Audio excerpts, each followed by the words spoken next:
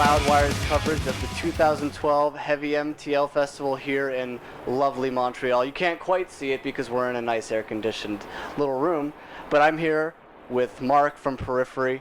Thank you so much for your time. So you guys just released Periphery 2, this time it's personal. And there's a lot of things that you decided to change for this record, a lot of new things that you wanted to accomplish. Do you mind telling us a little bit about that? Well, I guess the main thing, do you want me to hold? Should I hold it? I can hold it. Okay. Well, the biggest thing I would say that differentiates this album between the debut album, is the fact that the writing process was entirely collaborative. The first album was basically a collection of songs that were written and demoed by Misha, one of our three guitar players, who also produced the first album. So the first one was basically, a collection of his songs. The second one, we sort of wrote, recorded, demoed, produced from the ground up as a band together. And I think that was the most important thing. I was brought into the band a little over a year ago, and one of my sort of main tasks was helping write. They gave me a lot of writing creative freedom when I joined the band. They said that was one of the main things that we needed from a new member, and so I helped out. So from the moment that I joined, we started writing the record, and it was a very organic process from the beginning. That's good. And you mentioned the three guitar attack that you guys have. How exactly do you utilize that to the fullest extent when it comes to writing? Well, so we kind of do it in kind of an ass-backwards way. So we write music without thinking of how it's going to be conveyed live. And that may be an impractical approach. I know a lot of bands like to approach it from the complete opposite way, sort of write, imagining it live. But we have such prolific dudes in this band. We kind of write without thinking of the end product so much. We just write. We just do it, and whatever layers happen to be written just happen. When the album's recorded, we sort of realize, wow, okay, this is very dense music. Let's tackle it live, and that's where the approach of having three guitar players, it really pays off, because when you have three guitar players and a bassist, and we have, our synths on the backing track, that's when it sort of becomes very practical to have that approach. Three guitar players really makes it practical. Sure. And you guys are one of the very few bands who actually, I believe, aren't using amplifiers. You're not using amps or pedals or anything like that. You're just plugging in just like directly into the soundboard and using, what is it exactly that you are using? So we use a product called the AXFX by Fractal Audio Systems. They make a product called the AXFX, and we go directly into the board. We go direct. There's no amps, no miking of any cabinets or anything like that.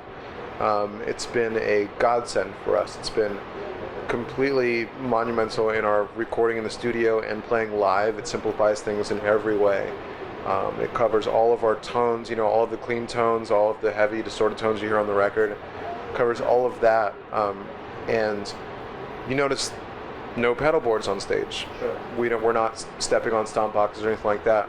We have a computer on stage that runs our drummer's click track. It sort of keeps him on time. It's something a lot of drummers use. But the one thing that we do a little bit differently is we have our AXFXs wired directly to our laptop, which triggers our guitar tone changes that are synced right up to the click. So that changes everything for us. We don't have to step on any stomp boxes. Everything's triggered automatically, which takes a huge part of our mind off of that. We can sort of roam around the stage and be free. We don't constantly have to be, sedentary in one place. It's a very cool perk of the AXFX and of our entire rig. Yeah. You don't have to worry about hitting the wrong pedal at the wrong time and all that stuff. No, not at all. The one dependency is that Matt stays on the click.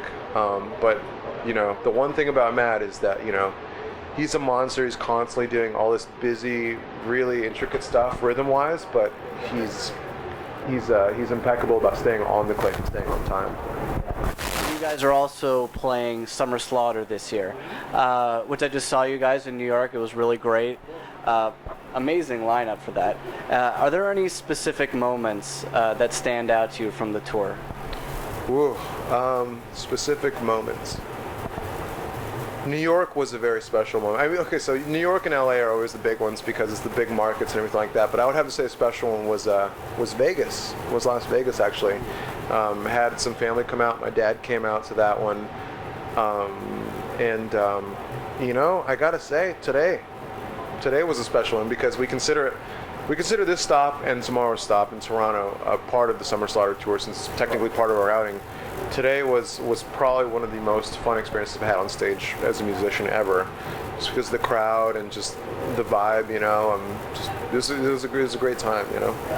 You guys kind of have a funky tour bus. It doesn't really look like anyone else's tour bus. It almost looks like no offense, like a short bus. But, can you tell us about what? And also, it's very highly decorated with a lot of periphery. I believe a lot of fractal stuff as well. Can you tell us a little bit about your bus? Yeah. So our short bus, so to speak. Thank you, by the way, for that. No, I'm just kidding. It is a shorter bus. It is technically wider, but we ride something called a bandwagon, which we've had the past couple U.S. tours. It's basically a smaller version of a tour bus that has as many bunks as we need. Has a shower in it, which is amazing, which is technically, for us, a lifesaver. We need showers. And that's a very important thing to get rest on tour. When you're on tour, feeling nasty and feeling all grimy is a total game changer, you know. And you know, inversely, you know, feeling clean can make your show. You know, it can make your entire day. People underrate it a lot. Okay, so getting to the ad factor on outside of our bandwagon. If any of you guys have seen us on this tour and seen our bandwagon outside, you'll notice the very loud decor on the outside.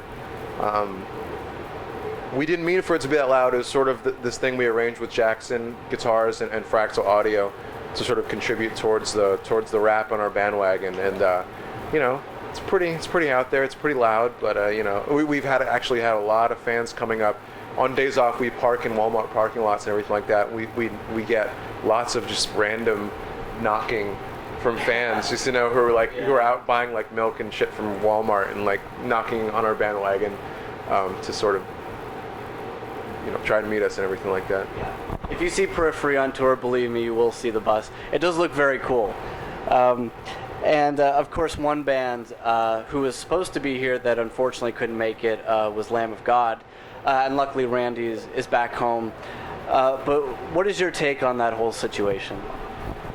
Oh, my take is it's a very unfortunate thing because we know the Lamb of God guys, and you know, I mean, I'm sure anybody who knows Lamb of God or anybody who's in that circle knows that none of those dudes are malicious, especially Randy. And it's just a very unfortunate situation. It just seems like so many levels of miscommunication and just so many levels of injustice, really. You know, I've seen apparent video of whatever happened, and it doesn't look near as malicious as what they're making it out to be. So, I mean, I'm glad that he's home. You know, I'm glad that he's in the States. So, I hope that justice is eventually going to be served. Sure. And there's actually a fairly prominent Czech journalist who's been interviewing friends of the person who reportedly passed away due to, you know, from that show, and he's saying that the friends believe that the person jumping off is not actually him. Oh. And this was reported in one of the Czech publications. So I mean, another piece of the puzzle, you know. My take is that, like, if you go to a show and you want to crowd surf, you want to get crazy, you want to stage dive, you want to do this stuff, it's just like, it's sort of an unspoken social contract, you know. Like, you have to be prepared for the potential of bodily harm, you know. Going in a mosh pit, like, who wants to go in a mosh pit and doesn't expect a certain potential likelihood of getting harmed, you know? It's just, that's the thing. It's very unfortunate. It's extremely sad that somebody died doing that, but it's like, if nothing was malicious, it's just extremely sad and unfortunate, but I don't think you can really point the finger at any one person. You can.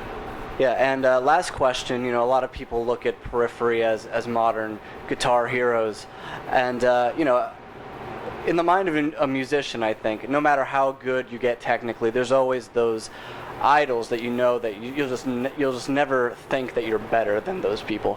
Who are some of those people to you? Well, that's a very good question. One, we just toured with Dream Theater in the winter time. John Petrucci, guitar-wise, is one of those dudes. Very insightful experience touring with them. They taught us a lot about our crafts, or how to perform, how to uphold ourselves on stage, off stage, and everything like that. So Dream Theater, John Petrucci is definitely a big one. Devin Townsend is another one. Devin is my probably single biggest influence in my career, my writing, everything like that. One band that's playing tonight is the Deftones. Sure. Deftones, one of my biggest influences of all time. I mean, I strive to be able to play and write music like those guys. Well, thank you so much for your time. Thank you for taking some time out to talk to us today. Periphery, check them out on tour. Get Periphery 2 now.